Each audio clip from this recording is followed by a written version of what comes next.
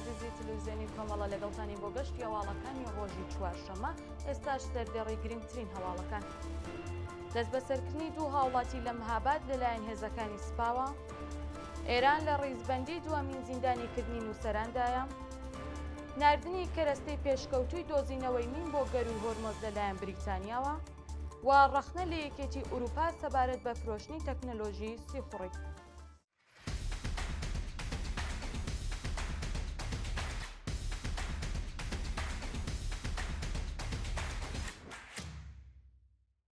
درێژەی هەواڵەکان.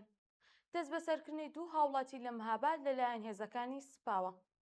هێزەکانی ئیتلاعاتی سوپای پاسداران بە هێرش بۆ سەرگوندی کۆسەکەرێز لە دەوروبەری شاری مەهاباد دوو هاوڵاتی دەست بەسەر کرد. بەپێی هەواڵەکان ناسنامەی ئەو کەسانە ئەحسان خوڕەماباد تەمەن 17 ساڵە و میکائیل دوودکانلو میلان ڕاگەیاندراوە.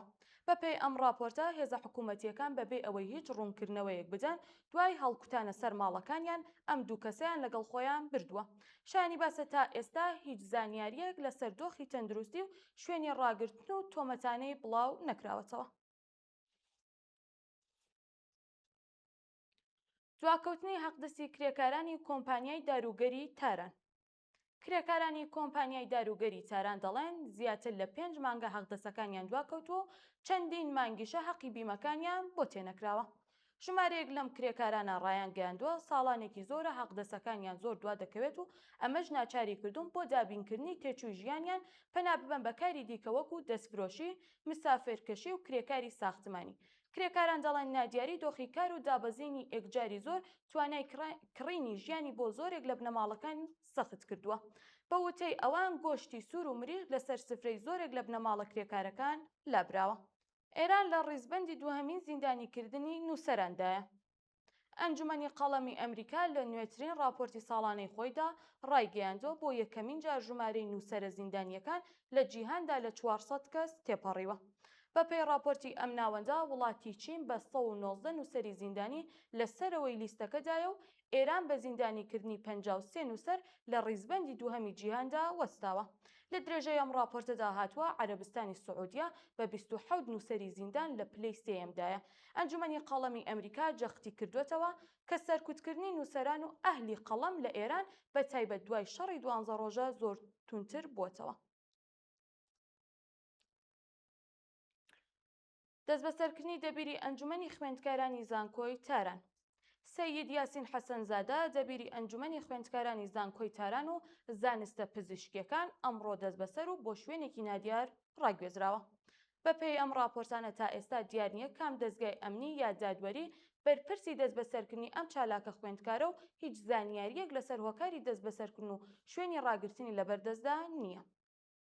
ئێلناز محەممەدی کاندیدی خەڵاتی ئازادی پەیامنێری بێسنوور. ئێلناز محەممەدی دەبیری گروپی کۆمەڵایەتی ڕۆژنامەی هەممیهەن لە لیستی کاندیدەکانی خەڵاتی ئازادی ڕۆژنامەگەریدا جێگیرکرا. ڕێکخراوەی پەیامنێری بێسنوور دەڵێت ئێلناز لە بەشی بوێریدا کاندیدکراوە. ئەم بەشە تایبەتە بەو ڕۆژنامە نووسانەی سەرەڕای هەڕەشە و فشار لەسەر کارەکانیان بەردەوام بووە. ئێلناز محەممەدی دوای ناڕزایەتیەکانی ژن-ژیان ئازادی لە ساڵی 2023 دەست بەسەر و سزای 3 ساڵ زیندانی بەسەردا سەپێنراوە. لە سێدارەدانی ئەحسان ئەفراشتی پسپۆڕی ئایتی و زیندانی سیاسی. لە سێدارەدانی زیندانیەکی تەمەن 33 ساڵ بە ناوی ئەحسان ئەفراشتی پسپۆڕی ئایتی شەپۆلێکی تووڕەیی و نیگەرانی لە ناو خەڵک و چالاکانی مافی مرۆڤدا دروست کردووە. ئەم زیندانیا کە بە تۆمەتی سیخوڕی بۆ ئیسرائیل سزای ئەعدامی بەسەردا سەپا بوو لە کاتێکدا کە پەروەندەکەی لە قۆناغی دووبارە دادگاییکردنەوەدا بوو لە زیندانی قەزەل حەسار لە سێدارەدرا. جێگای ئاماژەیە کە پێشتر چەندین راپۆر لەسەر ئەشکەنجەدان ڕاگرتن لە ژووری تاکەکەسی بۆ ماوەیەکی زۆری وەرگرتنی دانپێدانانی زۆرەمرێ لە ژێرفشاردا بڵاو کرابووە. کاردانەوەی تاران بە دەست بەسەرکردنی مامورانی سوپا لەلایەن کوێیتەوە. وەزارەتی دەرەوەی کۆماری ئیسلامی بە بڵاوکردنەوەی بەیاننامەیەک ئەو بانگەشەی کە دەڵێن پیلانیان هەبووە بۆ کردەوەی دوژمنەکارانە لە دژی کوێیت بێبێ بنەما ناوبرد. بەپێی ئەم راپۆرتە ئەم کاردانەوەیە دوای ئەوە هات کە کوێیت ڕایگەیاند 4 کەسی سەر بە سوپای پاسداران دەست بەسەر کردووە. وەزارەتی دەرەوە دەڵێت ئەم کەسانە لە ئەرکی گەڕانی دەریاییدا بوون و بەهۆی تێکچوونی سیستمی بەلەمەکانیان بەبێ بەمبەست چوونەتە ناو ئاوەکانی کوێیت. ناردنی کەرەستەی پێشکەوتووی دۆزینەوەی مین بۆ گەروی هۆرمۆز لەلایەن بریتانیاوە. وەزارەتی بەرگری بریتانیا بە بەیاننامەیەک بڵاوی کردەوە و ڕایگەیاند کە کەرەستەی ئۆتۆماتیکی دۆزینەوەی مین و سیستمی دژە درۆن بە تەکنۆلۆژیای زۆر نوێوە دەنێرێت بۆ گەروی هۆرمۆز. لەم بەیاننامەیەدا هاتووە کە بریتانیا دەڵێت ڕۆڵێکی سەرەکی لە دابینکردنی ئەمنیەتی گەروی هۆرمۆزدا دەگرێت و ئەمەش نیشانی پابەندبوونی بریتانیا بە پاراستنی ئەم ڕێڕەوە ستراتیژیە.